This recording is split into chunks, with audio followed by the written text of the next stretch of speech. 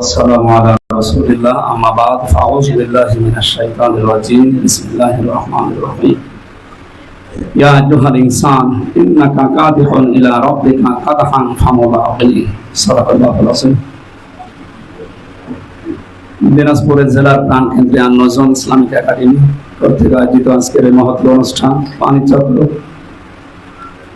পানি সম্পর্কে যে তথ্যগুলো শ্রদ্ধাভাজন স্যারের কাছে আমরা শুনলাম, তার উপরে কোরআনে কারিমের একটা আয়াত লেখা দেখতে পাচ্ছেন, আফালা ইয়াতাদাব্বারুনাল কুরআন আম আলা কুলুবিন আকফালুহা। কি হয়েছে তোমাদের কোরআন নিয়ে কেন গবেষণা করো না? তোমাদের অন্তরকে তালাবদ্ধ করা। এখানে অধিকাংশ যারা আছেন সব নামের আগে আলেম লেখা আছে, আমরা দেখতে পাচ্ছি। আলেম কারা? ইমাম ইবনে তাইমিয়া রাহমাতুল্লাহ আলাইহি জানিয়েছেন, আলেম হওয়ার জন্য তার ভেতরে তিনটা গুণ থাকা লাগবে, মাস্ট বি। এক নম্বরে সে কোরআন নিয়ে গবেষণা করবে। এটা যেন আমরা উদ্বুদ্ধ হই, এই জন্য স্যার কিন্তু প্রায় 35-40 মিনিট ধরে আমাদেরকে উদ্বুদ্ধ করছিলেন। আল্লাহ আমাদেরকে উদ্বুদ্ধ হওয়ার তৌফিক দিন, আমরা যেন কোরআন নিয়ে গবেষণা করতে পারি। 2 নম্বরে আল্লাহর ইবাদতে লিপ্ত থাকা। ইবাদত মানে শুধু নামাজ পড়া, রোজা রাখা না। হে পৃথিবীর মানুষেরা, তোমাদের রবের কাছে সাক্ষাৎ পাওয়ার আগ পর্যন্ত কঠোর পরিশ্রমের মাধ্যমে এগিয়ে যাও। এটাই আমার তেলাওয়াতকৃত আয়াতের বাংলা অর্থ ছিল। সুতরাং মরণ যতদিন না আসে আমাদের চেষ্টা সাধনা চালিয়ে যেতে হবে। আল্লাহ রাব্বুল আলামিন তার কাছে যাওয়ার আগে আমাদেরকে যেন কাঙ্ক্ষিত মানের মানব সেবায় যেটা দরকার, ইয়া আইয়ুহাল্লাযীনা আমানু কাউ ওয়াসজুদু ওয়া'বুদু রাব্বাকুম ওয়াফআলুল খায়রা লাআল্লাকুম তুফলিহুন। ঈমানদারেরা যদি সফল হতে চাও, পৃথিবীর জমিনে যদি সফলতা আনতে চাও, তাহলে ইবাদতের রুকু সিজদায় নিমজ্জিত হও, ওয়াফআলুল খায়রা, সমাজকর্মী হিসাবে নিজেকে প্রতিষ্ঠিত করে। সমাজকর্মী হতে হলে যে সমস্ত কাজ সমাজের জন্য, রাষ্ট্রের জন্য করা লাগে, ওই কাজগুলো কোরআন কেন্দ্রিক, বিশ্বনবীর হাদিস কেন্দ্রিক হওয়ার জন্য চেষ্টা চালানো, এইটা ইবাদত। আপনি মন গড়া কিছু করলেও এটা ইবাদত হবে না। আল্লাহর নির্দেশ থাকা লাগবে, আর বিশ্বনবী মুহাম্মদ রাসূলুল্লাহ আদর্শ থাকা লাগবে। সুতরাং আমরা আলেম যদি দাবি করি আমরা আল্লাহর নির্দেশ মতো রাসূলের তরিকায়, ইবাদত বলতে যেটা বোঝায় সমাজকর্মী, প্রত্যেকটা মানুষকে আল্লাহ হওয়ার তৌফিক যেন আমাদের দান করেন। 3 নম্বরে আলেম হওয়ার যে শর্ত আমরা পেয়েছি, সমর্থ থাকার পরেও যেন গুনার কাজ থেকে আমরা নিজেদেরকে বিরত রাখতে পারি। এখন যে জামানা আমাদের সামনে ধরা দিয়েছে, এই সময়ে মানুষ গুনাহ করার জন্য প্রতিযোগিতা করছে, আর সে সমস্ত সরঞ্জামাদি সব আমাদের সামনে এখন একেবারে হাতের নাগালে। সুতরাং এই কঠিন পরিস্থিতিতে আমরা যদি আলেম হিসাবে পৃথিবীতে আল্লাহর দরবারে মরণের পরেও আমরা নজরানা পেশ করতে চাই, আমাদের নামের আগে যে আলেম লেখা আছে, সামর্থ্য থাকার পরও যেন অন্যায়, অশ্লীল, অবৈধ কাজ থেকে নিজেদেরকে বাঁচিয়ে রাখতে পারি। আল্লাহ তাওফিক দিন।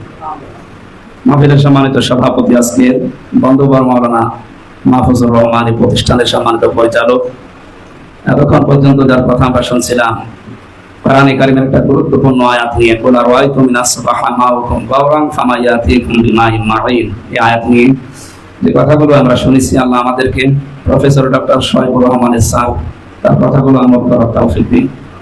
আমার আগে যারা কথা বলেছেন এই সমস্ত মানুষদের কথাগুলো আমাদের জীবনে প্র্যাকটিক্যাল লাইফে যেন আমরা সেট করতে পারি। সম্মানিত ভাইরা, আমি একটা নির্ধারিত বিষয় নিয়ে কথা বলার জন্য বসেছিলাম। সে বিষয়টা সময় সংক্ষিপ্ত, এরপরে আর একটা অনুষ্ঠান আপনাদের আছে, পুরস্কার বিতরণী।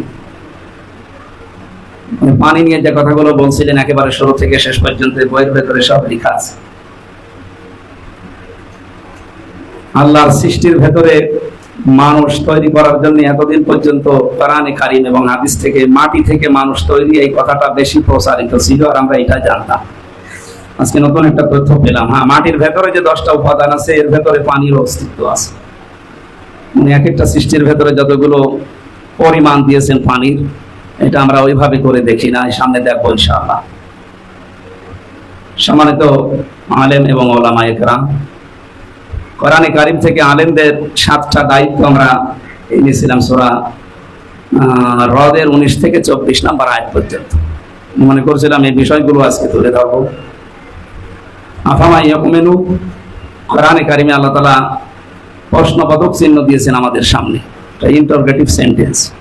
আমাদের সামনে প্রশ্ন দিয়ে বললেন, যারা কোরআনে কারীম বিশ্বাস করে আর যে মানুষগুলো কোরআন বিশ্বাস করে না, এর প্রতি অন্ধ আচরণ করে, হে নবী আপনি এদেরকে কখনো সমান পাবেন না। ইন্নামা ইয়াতাযাক্কারু উলুল আলবাব। এই পৃথিবীর ময়দানে অবশ্যই সেই মানুষগুলো বুদ্ধিমান, আল্লাহর ভাষায় জ্ঞানী, আলেম, যারা আল্লাহর কোরআনে কারিমের নিচে বর্ণিত এই কথাগুলো নিয়ে চিন্তা ভাবনা করে।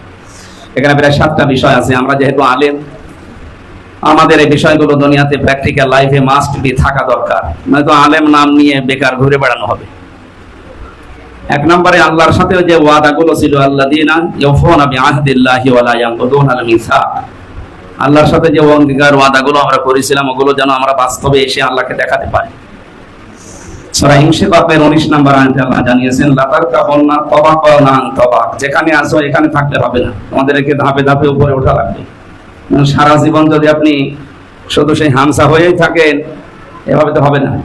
দিন যত যাবে আপনাকে উপরে ওঠা লাগবে, রবের কাছে যাওয়ার আগ পর্যন্ত।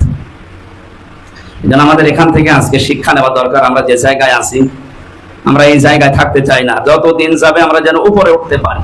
আর কোরআনে কারিম আল্লাহ ওই উদ্দেশ্যে দিয়েছেন, মা আনজালনা আলাইকাল কোরআন লিতাশকা। কোরআন আমি এই জন্য দেইনি যে আপনি মার খাবেন, নিচে থাকবেন। তাশকা শব্দের প্রায় 33টার উপরে আমি অর্থ পেয়েছি। তাশকা মানে খাবার খেয়ে থাকা, তাশকা মানে উপরে ওঠা, তাশকা মানে পৃথিবীর ময়দান চালানো। সুতরাং আমরা কোরআনে কারিমের কাছে যেহেতু এসেছি, সব জায়গা চালানোর যোগ্যতা আল্লাহ আমাদেরকে কোরআনের ভেতরে দিয়েছে। এই জায়গায় যেহেতু এসেছি, আমরা যেন ওই যোগ্যতা অর্জন করতে পারি কোরআনের মাধ্যমে। আল্লাহ আমাদেরকে ওই আলেম হওয়ার তৌফিক দিন। তার সাথে আমরা ওয়াদা করেছিলাম প্রায় 500টা। আলাস্তু বিরাব্বিকুম, এই শব্দের ভেতরে 500 ওয়াদার কথা আছে। তাফসীরে হাক্কানির ভেতরে পাবেন। আল্লাহর ওই ওয়াদাগুলো যারা দুনিয়াতে একটা একটা করে সবগুলো দেখাতে পারে, এবং আল্লাহর সাথে যে কৃত অঙ্গীকারগুলো আমরা করেছিলাম, ওইগুলো যদি আমাদের প্র্যাকটিক্যাল লাইফ থেকে শুরু করি, ব্যক্তিগত জীবন, সামাজিক জীবন, পারিবারিক জীবন, আন্তর্জাতিক জীবন, এই জীবনগুলোতে দেখাতে পারি, তাহলে আমরা আলেম। এরপরে ওয়াল্লাযীনা ইয়াসিলুনা মা আমারা আল্লাহ যে সমস্ত বিষয়গুলোকে সম্পর্কিত করার জন্য আদেশ দিয়েছে, ওই সম্পর্কিত বিষয়গুলো আরো জোড়া লাগানো দরকার, বিশেষ করে রক্তের সম্পর্ক। আজ হাজারো আলেমের ভেতরে এই 3 নাম্বার বিষয়টা আমরা পাচ্ছি না, এবং আমাদের ভেতরেও নেই।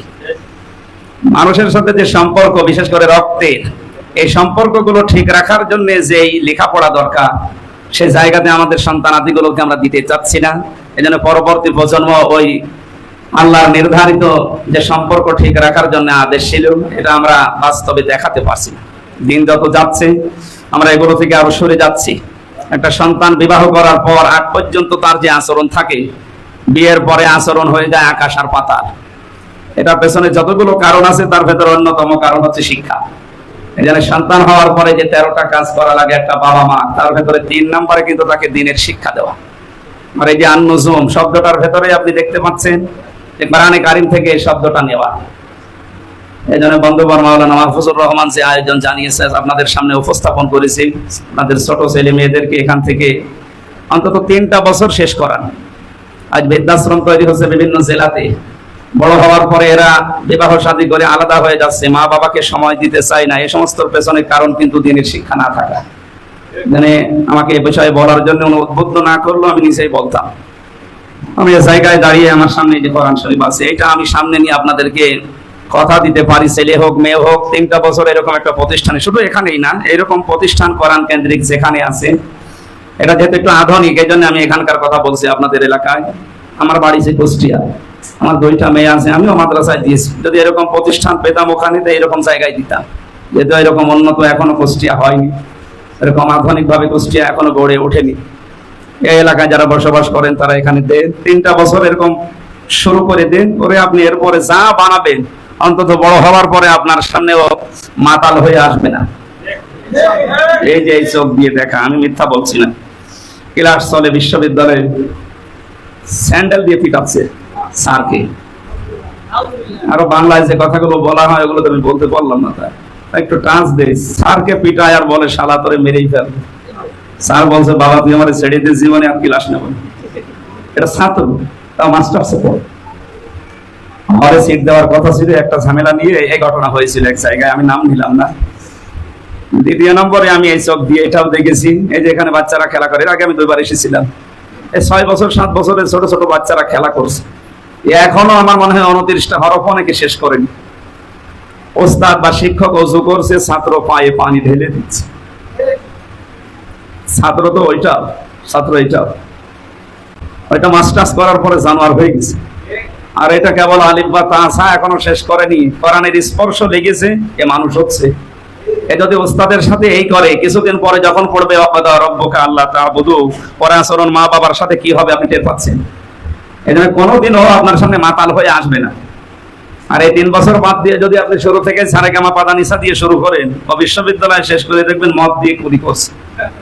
আশা করছি আপনাকে আমি গ্যারান্টি দিতে পারি, ছেলে মেয়েকে এরকম প্রতিষ্ঠানে 3 বছর লাগান, ও মাতাল হয়ে কোনো কিছু নেশা করে আপনার সামনে আসবে না। 2 নম্বরে জীবনে কোনোদিন আপনাকে বৃদ্ধাশ্রমে দিয়ে আসবে না। বাকি আপনার প্রতি যে ওর 12টা দায়িত্ব, বাবার উপরে মার উপরে, ও সবগুলো করতে আমার মনে হয় না পারলেও দেশের অবস্থার কারণে অন্তত 2-3টা করবে। আর 2-3টা করলে আপনি সাকসেস। এই প্রতিষ্ঠানকে আল্লাহ যেন কবুল করেন। যেহেতু এখন আর 8-10 মিনিট আছে, এরপরে মাগরিবের আজান হবে, আর আমার আবার টিকিট কাটা আছে, পরে আপনাদের আরেকটা অনুষ্ঠান আছে। 7টা বিষয় ব্যাখ্যা করে বলতে গেলে অনেক সময়ের দরকার। আলেমদেরকে সূরা রদের 19 থেকে 24 নাম্বার আয়াত, তাফসীর ফি জিলালিল কোরআন, তাফসীর হাক্কানি আর তাফসীর ইবনে কাসির, এই তাফসীরগুলোতে ভালো করে স্টাডি করে দেখবেন আপনার কাজ কি। আল্লাহ আমাকে সহ যাদের আগে আলেম লেখা আছে, আলেম মানে যে 3টা সংজ্ঞা বললাম, এর ভেতরে যারা আমরা পড়ি, যে আল্লাহর কোরআন নিয়ে যারা চিন্তা ভাবনা করে, শুধু নামের আগে মাওলানা, মুফতি, মুহাদ্দিস, মুফাসসির লেখা থাকলে আলেম না। এই যে 2জন কথা বললো আমার আগে, ওনাদের আগে কি মাওলানা, মুফতি, মুহাদ্দিস লেখা আছে? ওনারা যতটুকু জানে ওই বিষয়ের আলেম ওনারা। সুতরাং কোরআন কেন্দ্রিক যাদের চিন্তা ভাবনা, 2 নম্বরে আল্লাহর ইবাদতে সমাজকর্মী হিসাবে নিজেদেরকে উপস্থাপন করার চেষ্টা চালায়, আর আল্লাহর নিষিদ্ধ কাজ থেকে, অবৈধ কাজ থেকে সমর্থ থাকার পরও নিজেদেরকে যারা বাঁচিয়ে রাখার চেষ্টা চালায়, আর এই জামানায় সবচাইতে বড় কঠিন 3 নাম্বার। আল্লাহ আমাদেরকে তৌফিক দিন। আমি এই কথা পুরাটা শেষ করতে পারলাম কারণ আমার সময় 40 পর্যন্ত ছিল, সময়ের দিকে খেয়াল করে শেষ করলাম। আগামীতে কোনো জায়গায় আসলে কথা বলবো ইনশাআল্লাহ। আসসালামু আলাইকুম। বন্ধুবর মাওলানা মাহফুজুর রহমান যে আয়োজন আপনাদের সামনে উপস্থাপন দিয়েছেন, আপনারা এর খেয়াল রাখবেন, এটা একটা সমাজকর্মের কাজ। বারাকাল্লাহু লানা ওয়া লাকুম ফিল কোরআনিল আযীম। আসসালামু আলাইকুম।